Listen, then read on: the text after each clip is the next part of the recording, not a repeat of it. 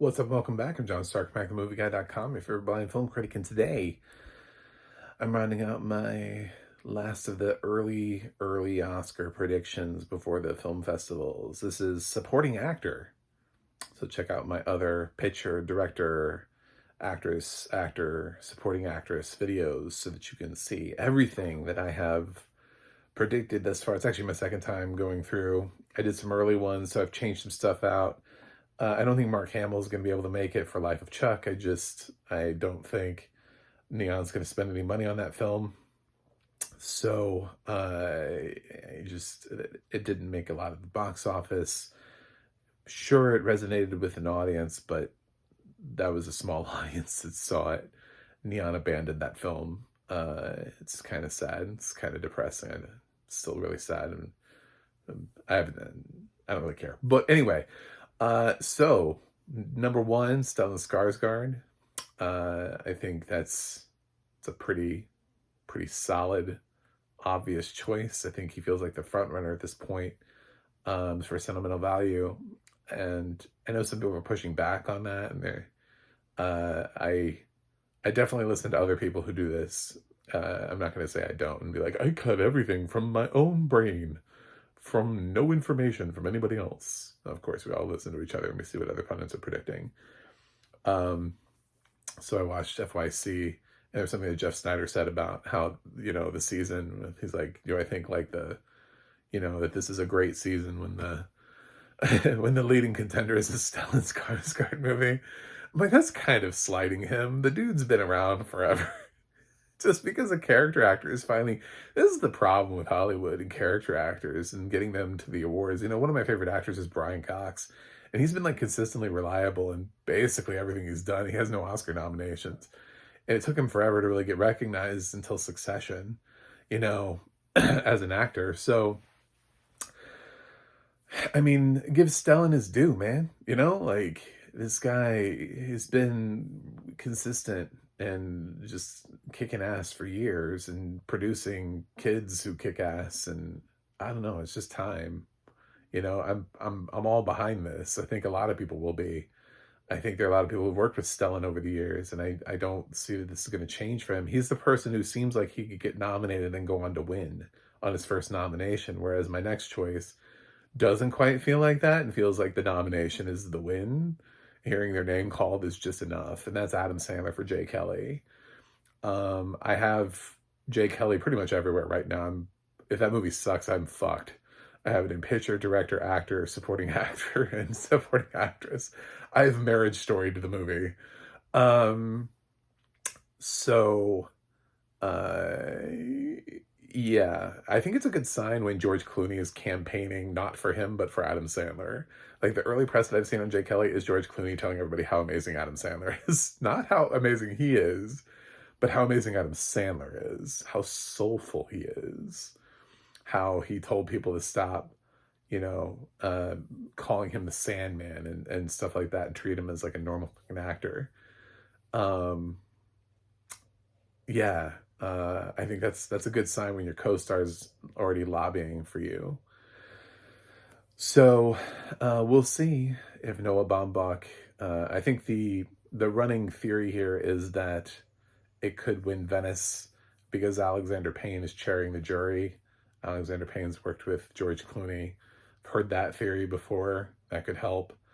That would be a nice boost for the film. But I'm going with Sandler. I think he might actually finally do it this year. I think he got really close with Uncut Gems, and I think it's a lot easier to give him a supporting actor nomination than it is a leading actor nomination. It's one of the things that always plagued Jim Carrey was that everything he was up for was for lead actor, and I think that is a tougher sell for some people. I don't know why. I think it's a lot easier to get somebody in as a supporting actor whose body of work you're not necessarily as impressed with. So we're going with Adam Sandler for Jay Kelly. I'm also going all in on another film I'm not 100% sure on because they have not completely been warmed to Luca Guadagnino. That's Andrew Garfield for After the Hunt. MGM, Amazon MGM really doesn't have much else to campaign. This is sort of like the Fox Searchlight problem where you're looking at it, you're going, it's Rental Family has to be great because they're kind of Netflix is throwing like 5 titles out at people, like 5, 6, 7 titles that could all be Oscar contenders, so it's really hard to figure out which one of theirs is like the shit. We could all be wrong. It could be House of Dynamite. It could be Ballad of the Small Player. You know, it could be Train Dreams. Who knows? They have a whole bunch of like Oscar-friendly films coming in the fall. Amazon has like After the Hunt. So they might pick up something at a festival, but right now they have After the Hunt. So I've already put Julia Robertson. I've already slated Ayo Edebiri.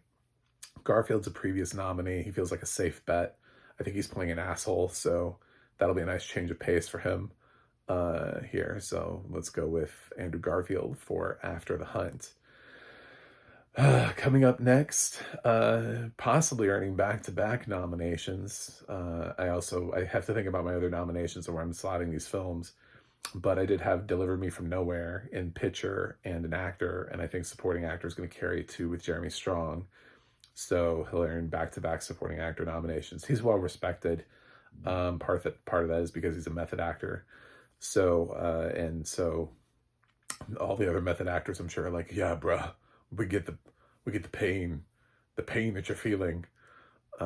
So I'm gonna go with Jeremy Strong for that. And then for the last place, I know people would love for me to say Delroy Lindo, and I would love to see Delroy Lindo here. I just don't think Sinners. I think Sinners has a problem in Frankenstein. I think the two sort of horror awards movies fighting each other are going to cause each other to sort of cannibalize the amount of nominations they could both get.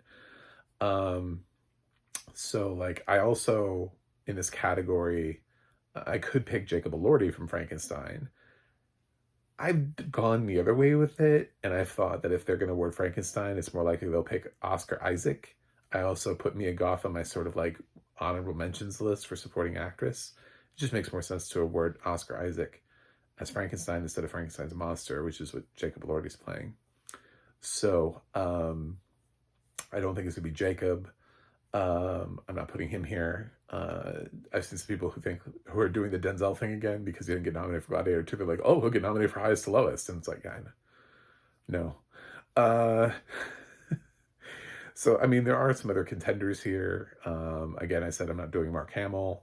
Trying to give some other people here before I give out my final spot of people who you may be like, but what about?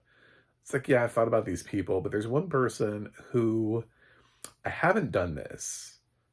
So hear me out, because this is, I'm going cray on this one. This is cray. But I want to stick my neck out before anybody else does. On this one, because I've not predicted the co-stars, but I'm predicting this person. This person got really close. Surprisingly close, riding off of the positives from the last. And I'm thinking sort of the same logic that I did by picking this film and director, that the nominations that are more likely to get the support are the ones that came close but didn't quite get there for part 2. I'm picking Jonathan Bailey for Wicked. Fiyero does have quite a bit to do in the second act also. His role becomes a little bit more dramatic. As Long as You're Mine, he gets torn apart, like a whole bunch of different things. I think it's possible that Jonathan Bailey, who got really close for part 1, could end up sliding in for part 2. That people who voted for him the first time may end up championing him just enough, and that Wicked Part 2 is going to be a hit, and it's going to get the picture nomination, it's going to get the director nomination. And for people who are like, are we voting for Cynthia and Ariana both again? Are going to feel a lot more comfortable trying to push Jonathan Bailey and John Chu for director and supporting actor, where they weren't nominated for part 1, and go, well, the ladies were nominated for part 1. Let's get the other 2 nominated for part 2. Because John M. Chu picked up some stuff for director. I think he won something. He won like Critics' Choice or something. And Jonathan Bailey got in a couple places. So these are not far-fetched. So I'm going to go with Jonathan Bailey for right now until I see something else that strikes my fancy. But I'd love for Delroy Lindo to get in there. Man, he should have gotten one for Da 5 Bloods. So my heart is with Delroy Lindo right now. Of the people who I don't have in the top 5, the one that I'm really hoping that does pull through is Delroy Lindo. I hope the season continues to bring him up and he continues to be like the focus of Sinners. As much as I think Michael B. Jordan has earned an Oscar nomination, I would be fine if Delroy Lindo was the only one who got it. So he's been around longer. Again, I love character actors, so I would not mind that at all. That's what I got. Let me know what you think in the comments, and I will see you guys on the other side.